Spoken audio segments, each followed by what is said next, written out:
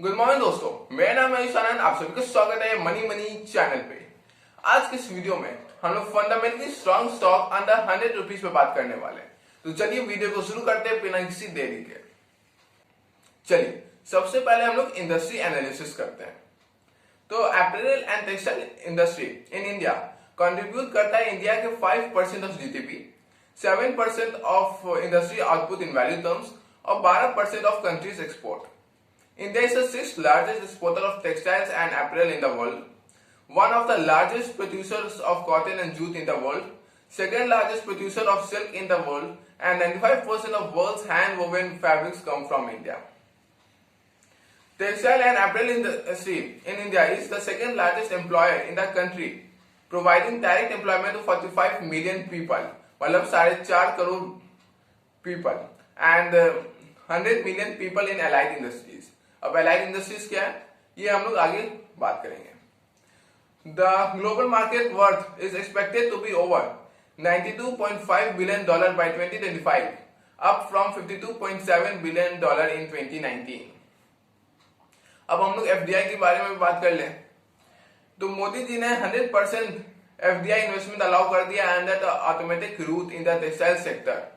और अप्रैल 2000 से मार्च 2022 की बात करें तो $3 मिलियन अब तक एफडीआई के थ्रू इन्वेस्टमेंट हो चुका है। बात कर लेते हैं हम लोग इंडस्ट्री ट्रेंड्स के बारे में थोड़ा सा। Branded garments, combination of exclusive brand stores and multi brand outlets. Technical textiles, medical textiles, agro textiles, Jio textiles and protective clothing. Man-made fibres, इसमें क्या आ जाएगा? Carpets, conveyor belts, fire resistant materials. Textile machinery manufacturing, इसमें आपका आ जाएगा spinning, knitting, weaving and processing. फिर है technology, इसमें आ जाएगा आपको 3D printed clothing and shoes और स्मार्ट फैब्रिक्स। अब बात कर लेते हैं हम लोग पीएलआई स्कीम से रिलेटेड। तो सरकार ने मैन्युफैक्चरिंग को बढ़ावा देने के लिए पीएलआई स्कीम लॉन्च किया। Enhancing India's manufacturing capabilities and enhancing sports, आत्मनिर्भर भारत। आज जिस इंडस्ट्री की हम लोग बात कर रहे हैं ये पीएलआई स्कीम के अंदर आता है। आज जिस कंपनी की बात कर रहे हैं वो भी पीएलआई स्कीम के अंदर रजिस्टर्ड है। टोटल 67 एप्लीकेशंस रिसीव की सरकार ने, जिसमें से कि 61 एप्लीकेशंस को अप्रूवमेंट मिल गया अंडर पीएलआई स्कीम। आज के कंपनी का नाम है ट्राइटेंट लिमिटेड। ये leading manufacturer of yarn, bath linen, bed linen and wheat straw based paper, chemicals and captive power. ये मेनली टेक्सटाइल इंडस्ट्री है, लेकिन ये दूसरे डिविजन्स में भी अपने आप को एक्सपैंड कर रही है। इनके मेन मैन्युफैक्चरिंग कहाँ पे है? बरनाला पंजाब में और बुधनी मध्य प्रदेश में। इनके स्टैंड 15,000 प्लस एम्प्लॉइज है। ग्लोबल रीच 150 प्लस कंट्रीज में है। Service 25 plus plants and stores. Presence इनका 15 प्लस ग्लोबल ऑफिसेस में है और कस्टमर बेस 150 प्लस कंट्रीज में है। अब रेवेन्यू के बारे में बात कर लेते हैं हम लोग। तो यार्न से 26% ऑफ रेवेन्यू आता है, होम टेक्सटाइल से 54% ऑफ रेवेन्यू आता है, पेपर से 20% ऑफ रेवेन्यू आता है और केमिकल्स से आता है। चलिए अब हम लोग ज्योग्राफिकल स्प्लिट के बारे में बात कर लेते हैं। तो डोमेस्टिक से 44% ऑफ रेवेन्यू जनरेट करती है कंपनी इन FY20 में। लीडरशिप की बात करें तो largest manufacturer of terry towels in the world, world's largest wheat straw based paper manufacturer, forward और बैकवर्ड इंटीग्रेशन कंपनी ने प्राप्त कर लिया है, second largest player in home textiles और third largest yarn manufacturer in India. अब हम लोग एक्सपेंशन प्लान्स पे बात करते हैं। तो yarn expansion and paper deep bottlenecking cum expansion projects of INR 1,140 crore और INR 200 करोड़ का है। Yarn project will benefit from the Madhya Pradesh state interest subsidy scheme.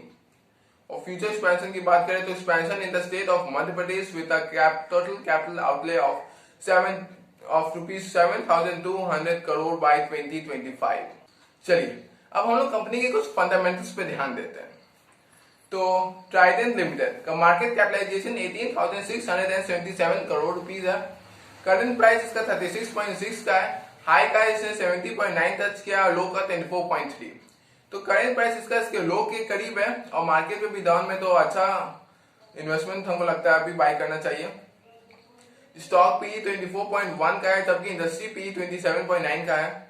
Dividend yield 0.98%, ROCE 23.4% और ROE 23.4% जो कि काफी अच्छा है। Current ratio 1.27, debt to equity 0.42%, मतलब कंपनी लगभग डेट फ्री कंपनी है। क्वार्टरली रिजल्ट्स पर ध्यान दें तो जून 2019 में सेल्स था 1312 और जून 2022 में ये 1680 का है। ऑपरेटिंग प्रॉफिट 297 से बढ़ के 262 तक गया है। बीच में ये 411 भी टच किया था सितंबर 2021 में, लेकिन अभी इसका ऑपरेटिंग प्रॉफिट लो है बिकॉज ऑफ इन्फ्लेशन और सप्लाई चेन डिस्ट्रप्शन। जैसे ही इन्फ्लेशन कंट्रोल में आएगा ये स्काई रॉकेट करेगा। प्रॉफिट बिफोर टैक्स 183 से बढ़ के 244 तक गया है। प्रॉफिट एंड लॉस की बात करते हैं एनुअल बेसिस पे, तो मार्च 2010 में सेल्स था 1792 जो कि मार्च 2022 में 6998 हो गया है और ट्रेलिंग 12 मंथ्स में ये 7221 हो गया है। तो ऑपरेटिंग प्रॉफिट 337 से बढ़ के 1520 तक गया है। ऑपरेटिंग प्रॉफिट मार्जिन 19% से बढ़ के 22% तक गया है और प्रॉफिट बिफोर टैक्स 93 से लेके 1116 तक। अब बैलेंस शीट की बात करते हैं हम लोग, तो शेयर कैपिटल मार्च 2010 में 222 था और मार्च 2022 में ये 510 है। रिजर्व्स ने भी अच्छा जंप मारा है। मार्च 2010 में ये 279 था और मार्च 2022 में ये 3318 हो गया। अब बात करते हैं हम लोग कैश फ्लो की, तो कैश फ्लो में ऑपरेटिंग प्रॉफिट पॉजिटिव होना चाहिए, इन्वेस्टिंग नेगेटिव, फाइनेंसिंग नेगेटिव और ओवरऑल कैश फ्लो पॉजिटिव होना चाहिए। तो चलिए देखते हैं इस कंपनी का कैश फ्लो कैसा है। ऑपरेटिंग एक्टिविटी मार्च 2021 में 505 था, मार्च 2022 में 903 है। हम लोग इसी साल पे फोकस करते हैं, तो मार्च 2022 में ऑपरेटिंग प्रॉफिट है, ऑपरेटिंग एक्टिविटीज से कैश आता है 903 का, जो कि बहुत अच्छा बात है पॉजिटिव में। इन्वेस्टिंग एक्टिविटी से -343 है। इसका मतलब कंपनी ने काफी सारा फिक्स एसेट परचेज किया है, इन्वेस्टमेंट परचेज किया है। अब फाइनेंसिंग एक्टिविटी ये भी -387 करोड़ है, मतलब कंपनी ने अपने लोन का रिपेमेंट किया। और नेट कैश फ्लो पॉजिटिव में 172 के, जो कि काफी अच्छा है। अब कुछ रेशियोज की बात कर ले, एक दो रेशियो और का, तो डेटर डेज को देखा जाए तो मार्च 2021 में 36 था, मार्च 2022 में ये 27 पे आ गया, तो काफी इंप्रूवमेंट आया है। और कैश कन्वर्जन साइकिल की बात करें तो ये मार्च 2021 में 167 था, जो कि मार्च 2022 में 121 डेज आ गया, जो कि ये काफी अच्छा है। अब लास्ट में हम लोग शेयर होल्डिंग पैटर्न पे ध्यान दे देते हैं, तो प्रमोटर्स ने 71.06% से अपना स्टेक बढ़ा के कंपनी में 72.94 कर लिया, मतलब कि प्रमोटर्स को बिलीव है कि इसका कंपनी और अच्छा करेगी। FII ने 2.25 से बढ़ा के स्टेक 3.17 कर लिया है। DII ने 0.17 से घटा के 0.05 किया। पब्लिक ने 25.60 से बढ़ा के घटा के 22.05 कर लिया।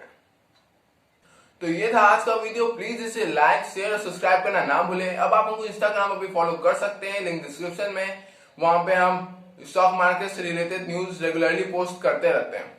और अब आप हमको कमेंट्स में बताएं कि आपको ये वीडियो कैसा लगा।